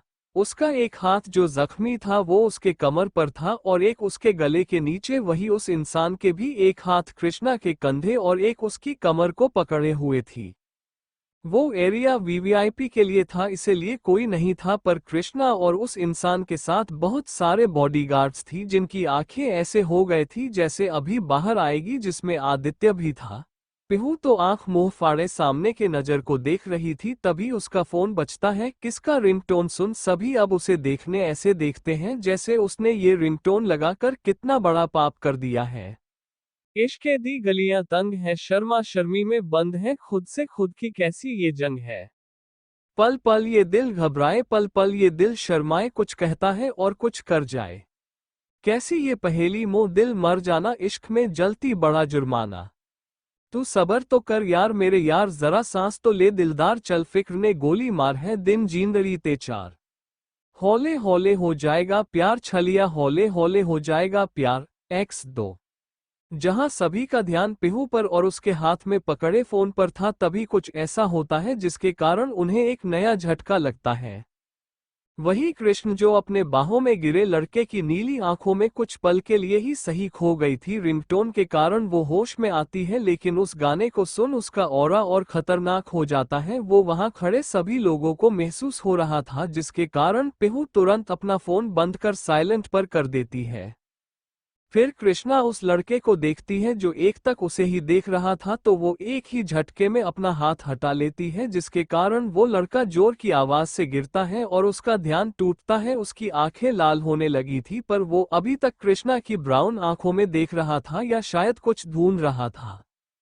उस लड़के के बॉडीगार्ड्स होश में आते हैं और जैसे ही कृष्णा के तरफ बढ़ते हैं उनके सामने बहुत से बॉडीगार्ड्स आकर खड़े हो जाते हैं। कृष्णा बिना एक नजर उसे लड़के या किसी को भी देखे तेज कदमों से आदित्य और पिहू के पास जाती है और कोल्ड आवाज में कहती है, कृष्णा, ड्रामा खत्म हुआ, जल्दी चलिए नहीं तो अपने लिए ऑटो ढूंढ लीजिएगा। कहते हुए गेट से बाहर चली जाती है जहां उनकी कार खड़ी थी। जब दोनों होश में आते हैं तो देखते हैं कृष्णा वहां नहीं है, तो जल्दी से उसके पीछे जाते हैं। उनके आने के बाद कृष्णा कार आगे बढ़ा देती है। उनके आगे पीछे बॉडीगार्ड्स की कास थी। उस लड़के के बॉडीगार्ड से भी कोई एक्शन नहीं लिया था क्योंकि उनके बॉस ने न कुछ कहा था और न ही उनके असिस्टेंट ने। वही वो लड़का जो कब से कृष्णा की आंखों में खोया हुआ था, नीचे गिरने के बाद उसके मुंह से अचानक निकालता है, लड़का कृष्णा। उसको होश तब आता है जब उसका असिस्टेंट उसके पास आकर कहता है, असिस्टेंट सर, सर वो लोग चले गए, आप उठिए। उसकी आवाज कांप रही थी। लड़का अपने होश में आता है, उसकी नीली आंखें लाल हो गई थी। वो अचानक खड़ा होता है और कहता है, पता करो कौन थी वो, मुझे उसकी पूरी जन्म कुंडली चाहिए। वीवीआईपी एरिया में है तो कोई बड़ी शख्सियत ही होगी। उसकी आवाज जितनी ठंडी और डरावनी थी, वहां खड़े सभी की रीढ़ की हड्डी तक में सिहरन पैदा हो गई थी। इतना बोलने के बाद वो भी वहां से बाहर चला, अपनी गाड़ी में बैठ जाता है। गाड़ी आगे बढ़ गई। वही बेचे बैठे लड़के के दिमाग में अभी कुछ देर पहले जो हुआ वो चल रहा था। लड़का खुद से, मुझे ऐसा क्यों लगा जैसे वो कृष्णा हो। उसकी आंखें भी तो भूरी थी, लेकिन उसका ऑरा वो अलग था। किसी आम इंसान के अंदर से इतनी खतरनाक वाइब्स तो नहीं आ सकती। मुझे जल्दी से जल्द पता करना होगा। उसके बाद अपने दिल पर हाथ रख के कहता है, मेरा दिल जो यहाँ आते ही कब से बेचैन हो रहा था, उसके एक टच से इसकी धड़कन बढ़ गई थी। एक सुकून का एहसास हुआ था मुझे। इतना कह वो एक गहरी सांसें छोड़ता है और अपना सिर सीट के पीछे रख आंखें बंद कर लेता है। उसे जो एहसास हुआ वो कितना सच है और कितना नहीं, ये उसके बारे में पता चलने के बाद समझ आएगा। वही कृष्णा की खाड़ी का माहौल थोड़ा खराब था। कृष्णा जो ड्राइव कर रही थी, उसकी पकड़ स्टीयरिंग पर कसी हुई थी। उसके बगल में बैठा आदित्य कब से उसे देख रहा था। जब उससे रहा नहीं गया तो उसने पूछ लिया, आदित्य क्या हुआ? कृष्णा, कृष्णा कुछ भी नहीं, पहले पहले घर जाते हैं फिर बात होगी। आदित्य ठीक है, पहले आप अच्छे से ड्राइव करिए। कृष्णा परेशान है ये तो पता चल गया था उसे, पर कारण समझ नहीं आ रहा था। क्या ये कारण है कि वो किसी से टकराई या फिर कुछ और? उस लड़के ने भी मास्क पहनावे हुआ था, जिस कारण आदित्य उसे पहचान नहीं पता है। उसे टेंशन बस इस बात की थी कहीं गुस्सा उसके ऊपर फिर से हावी न हो जाए, जो शायद उसके लिए अच्छा नहीं होगा। आज ही उसने अपने आप को चोट पहुंचाया है। लगभग 1 घंटा बाद उनकी गाड़ी मुंबई की भागा दौरा से दूर एक शांत जगह आकर रुकती है, जिसके सामने एक बहुत बड़ा गेट था। उस गेट को पार करने के बाद एक बहुत बड़ा मेंशन दिखता है, जो आधुनिक डिजाइन का बना हुआ था। कांच और स्टील की संरचना के साथ वो मेंशन आकर्षक और विशाल दिख रहा था। गेट के अंदर जाते ही चारों तरफ बहुत सुंदर बगीचा और गार्डन था, जिसके एक साइड फव्वारा था। बगीचे में बहुत से फूल लगे हुए थे, जिसमें से कुछ काले गुलाब भी थे। कार सीधे घर के गेट के पास रुकती है, जिसमें से कृष्णा बिना वक्त गंवाए घर के अंदर चली जाती है। वही आदित्य जब पीछे देखता था तो पिहू सो गई थी। वो गेट खोल बाहर आते हैं, फिर उसके साइड जाकर उसे अपनी बाहों में आराम से उठा लेता है ताकि उसकी नींद न खुले। फिर पीछे देख बॉडीगार्ड्स को सामान अंदर रखने को बोल अंदर चला जाता है। रंधावा मेंशन सभी घर आ गए थे और अभी डाइनिंग टेबल पर डिनर कर रहे थे। डिनर करने के बाद सभी लिविंग हॉल में बैठे हुए थे। कियान ने जसवंत जी को अपने दिल के बातें बताई थी। पहले तो वो भी थोड़ी परेशान हो जाती हैं, क्योंकि सवाल उनकी पोती का था। फिर कियान को समझा देती है। बाकी उन्होंने अब सभी चीजों को अपने भगवान पर छोड़ दिया था। सभी हॉल में बैठे हुए थे, तब अविनाश एक फाइल लेकर आता और कहता है, अविनाश पापा, इसमें हमें कृष्णा के बारे में कुछ बातें पता चली है। मैंने इसे अभी तक नहीं खोला है, प्लीज आप देख लीजिए। सच तो ये था कि उसमें इतनी हिम्मत ही नहीं थी कि वो उस फाइल को पढ़े, पता नहीं क्या लिखा हो। रोहन उसको फाइल को जल्दी से लेता है और जब खोलकर पढ़ते हैं तो उनके हाथ से फाइल नीचे गिर जाता है और उसकी आंखों से आंसू आने लगे थे, जिससे घर वाले बहुत परेशान हो जाते हैं। रंजीत जी क्या हुआ? रोहन क्या लिखा है उसको फाइल में? रोहन बाऊजी वही कृष्णा अपने रूम में थी और वहां से बहुत बुरी तरह चिल्लाने की आवाजें आता रही थी। सभी हॉल में बैठे हुए थे। आज जिंदल फैमिली भी यही थी, सब साथ में थे। तब अविनाश एक फाइल लेकर आता और कहता है, अविनाश पापा, मुझे डिनर से पहले ही मेरे आदमी ने एक फाइल दे है जिसमें कृष्णा के बारे में कुछ बातें हैं। मैं चाहता हूँ ये आप पढ़े। कहते हुए वो उसको फाइल को रोहन के सामने कर देता है। ऐसा नहीं था कि वो पढ़ना नहीं चाहता था, लेकिन पता नहीं क्यों उससे खोला ही नहीं गया। उसका मन में बार बार किसी बुरे ख्याल आ रहे थे कि इसमें क्या लिखा होगा। जब सभी घरवालों ने अविनाश की बात सुने तो सभी कण खड़े हो गए। सभी की नजर बस उसको फाइल पर थी जो अब रोहन ने ले ली थी। सभी की धड़कन बढ़ती रही थी। इतने सालों बाद कृष्णा के बारे में कुछ पता चला है, लेकिन क्या ली अभी जानना बाकी था। रोहन ने फाइल ली तो लिया था, पर अब उसके हाथ कांप रहे थे। पता नहीं क्या होगा इसमें। वहां मौजूद सभी की आंखें नाम हो गए थी। फिर ये सोच कर के उसके बाद शायद उन्हें कृष्णा मिल जाए, वो अपनी पूरी हिम्मत जुटाकर एक गहरी सांस लेता है और फाइल खोलता है। उसको खोलते ही उनकी चेहरे पर एक स्माइल आ जाती है, क्योंकि फाइल के पहले पन्ने में कृष्णा की फोटो लगी हुई थी। वो उस पर अपना था फेरते हैं। उसके बाद अगले पन्ने को पलटकर जैसे जैसे पलटते हैं वैसे वैसे उनकी मुस्कुराहट जाती जा रही थी, और जो नमी आंखों में थी वो अब गालों पर आ गई थी। जैसे जैसे रोहन उसको फाइल को पढ़ रहा था उसके हाथ कांपने लगते हैं, वो रोने लगता है। उसकी ऐसी हालत देख सभी घरवाली परेशान हो जाते हैं कि आखिर फाइल में लिखा क्या है। आखिरी पन्ना पढ़ते ही वो फाइल रोहन के हाथ से छूटकर नीचे गिर जाती है। वो अपने एक झटके के साथ खड़ा हो जाता। रोहन, नहीं, नहीं, ऐसा नहीं हो सकता। ऐसा ऐसा कैसे हो सकता है? वो बहुत ज्यादा पैनिक कर रहा था। कभी पाने चेहरे पर हाथ फेरता, कभी हाथ से हो एक्शन करते हुए बार बार बार यही बोल रहा था। सभी घर वाले घबरा जाते हैं कि अचानक रोहन हो क्या हुआ। एक तो ऐसे ही सभी के मन में डर था, ऊपर से रोहन का ऐसा रिएक्शन देना। रंजीत जी जो उसके एक तरफ बगल में ही बैठे हुए थे वो खड़े होते हैं और रोहन को अपने तरफ कर पूछते हैं, रंजीत जी, क्या हुआ? रोहन, क्या लिखा है उस फाइल में, बताओ मुझे। मगर रोहन कुछ सुनने को तैयार ही नहीं था। वो बार बार बस यही कह रहा था, ये नहीं हो सकता, ऐसा कैसे हो सकता? कृष्णा, कृष्णा। उनको देख साफ पता चल रहा था जैसे उन्हें कोई सदमा लगा हो। जब रंजीत जी देखते हैं रोहन कुछ सुनने को तैयार नहीं है तो वो उसे एक थप्पड़ मार देते हैं।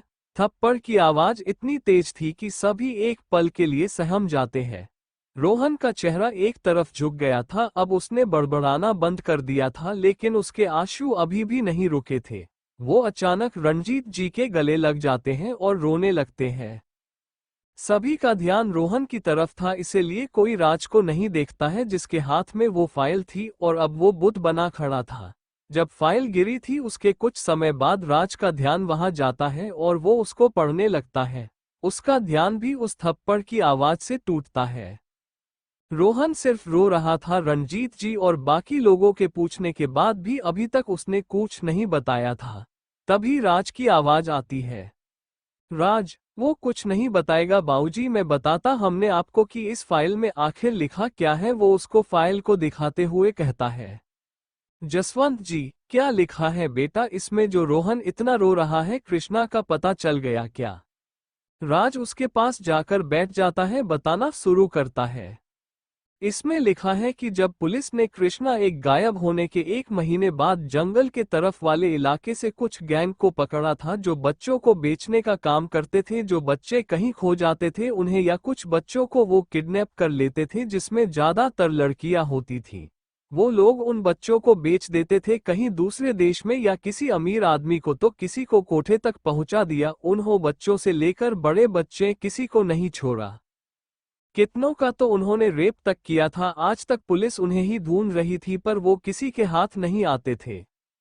लेकिन अचानक उन्हें कहीं से फोन आता है जो किसी लड़की ने किया था, जिससे उन्हें उस लोकेशन के बारे में पता चलता है। जब वो लोग वहां जाते हैं तब कुछ बच्चे बाहर की तरफ भाग रहे थे तो उन्होंने सबको रेस्क्यू किया। बाकी वहां गोली चल रही थी, लेकिन एक चीज जिस पे किसी ने ध्यान नहीं दिया वो था कि बच्चे अपने आप बाहर आ रहे थे। लगभग सभी बच्चे बाहर आ गए थे, तभी अचानक वो जगह ब्लास्ट हो जाती है जिसके कारण वो पूरा घर आग में जलने लगता है। पुलिस के अधिकारी अंदर जा रखे थे, तभी उनके बीच में ही 3 बच्चियां मिल जाती हैं जो चोटिल थी। आग बढ़ने के कारण सभी उस घर से थोड़ा दूर हो जाते हैं। एक लड़की से इतना पता चला था कि एक बच्ची अभी भी अंदर ही थी जिसने सभी को बचाया था। उसने ही उन्हें फोन किया था और कुछ बड़े बच्चों के साथ मिलकर वो सभी को बाहर निकाल रही थी। जब तक कोई उसे बचाने जाता, घर के अंदर एक और ब्लास्ट होता है जिसमें पूरा घर आग से जल जाता है। आग बुझने के बाद जब अंदर तलाशी ली जाती है तो अंदर बहुत सी लाशें थे, लेकिन किसी बच्ची की लाश नहीं मिलती है। कुछ महीनों के तहकीकात के बाद एक 18 साल की लड़की ने बताया कि उस बच्ची का नाम हो। उस बच्ची का नाम कृष्णा था। वो जब से वहां आई थी एकदम चुप चुप सी थी। जब उससे पूछा कि उसके घर वाले कहाँ रहती है, वो कहाँ से है, तो उसने बस इतना ही कहा था कि वो अनाथ है, उसका कोई नहीं है। उसने ही वहीं के एक आदमी की फोन चोरी कर पुलिस को कॉल किया था और पीछे के रास्ते से सभी को बाहर भी निकलने में मदद की थी। इस दौरान उसने कुछ गुंडों को जान से भी मार दिया था जिसमें वो बहुत चोटिल हो गए थी। जब पुलिस ने उसको बच्ची का स्केच बनवाया तो पता है माँ वो कौन थी? वहां खड़े एक एक व्यक्ति को जैसे सांस लेना मुश्किल लग रहा था। जैसे जैसे राज बता रहा था सभी की हालत रोहन जैसे ही हो गई थी। जब से कृष्णा का नाम राज ने लिया था सभी को अंदाजा हो गया था, पर शायद कोई मानना नहीं चाहता था। जसवंत जी की तो आवाज ही नहीं निकाल रही थी। वो अपनी पूरी ताकत लगाकर पूछती है, जसवंत जी, कौन थी वो? वो बच्ची। राज अपने हाथ में रखी फाइल से एक स्केच बाहर निकलता है और सबको दिखता है। स्केच किसी और का नहीं, 8 साल की कृष्णा का था, उनकी बेटी पोती का था। उसको स्केच को दिखा। राज कहता है, राज, वहां किसी बच्ची की बॉडी नहीं मिली थी और उस 18 साल की बच्ची के कहने पर पुलिस वालों ने ये मान लेगा कि वो अनाथ थी, क्योंकि वहां लाए गए कुछ बच्चे अनाथ लावारिश भी थे। इसलिए उन्होंने उसके माँ बाप को खोजने की कोशिश भी नहीं की और न ही इस बच्ची को उन्होंने पाने। फाइल में ये लिखकर केस बंद कर दिया कि वो बच्ची मर गई है। वो ये सारी बातें कैसे कह रहा था ये सिर्फ वही जानता है। अचानक जसवंत जी जो सोफे पर बैठी हुए थी वो अपने दिल पर हाथ रख लेती है। जब तक कोई कुछ समझ पाता वो वही सोफे पर बेहोश हो जाती है। नेहा हो, रोहन हो या वहां खड़ा कोई भी हो, सभी रोहन रहे थे। सभी के लिए ये मानना मुश्किल ही नहीं नामुमकिन था जो राज ने बताया था। राज जो जसवंत जी के बगल में था वो जल्दी से उन्हें देखता है। कुछ देर बाद वो जोर से चिल्लाता है, अभी कियान, जल्दी गाड़ी निकाला, हमें अभी हॉस्पिटल चलता होगा, माँ की हालत खराब है, जल्दी करो।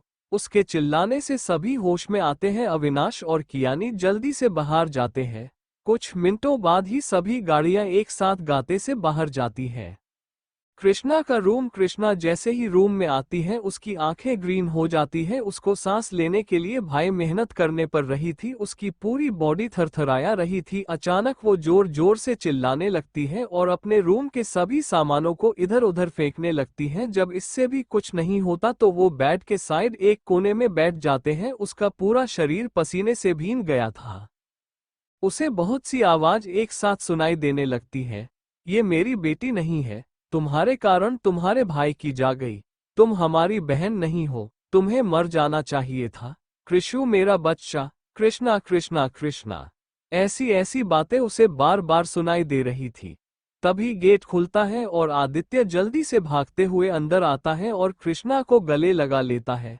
कृष्णा जैसे ही अपने सामने आदित्य को देखती है वो रोने लगती है। उसकी कपकापहट वो अच्छे से महसूस कर सकता था। उसके चेहरे पर घबराहट नजर आ रही थी। जिसका डर था वही हुआ।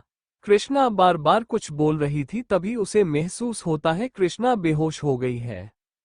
आदित्य सिट, कृष्णा कृष्णा आंखें खेलो कृष्णा। वो उसे गोद में उठाते हुए कहता है, ओ नो, इसे फिर से। Thank you for joining me on this storytelling journey. If you enjoyed today's story, make sure to give this video a thumbs up and share it with your friends. Don't forget to hit the subscribe button and the bell icon so you never miss an update. We have many more exciting stories coming your way, and trust me, you won't want to miss them. Until next time, keep dreaming and keep believing in the magic of stories. See you in the next video.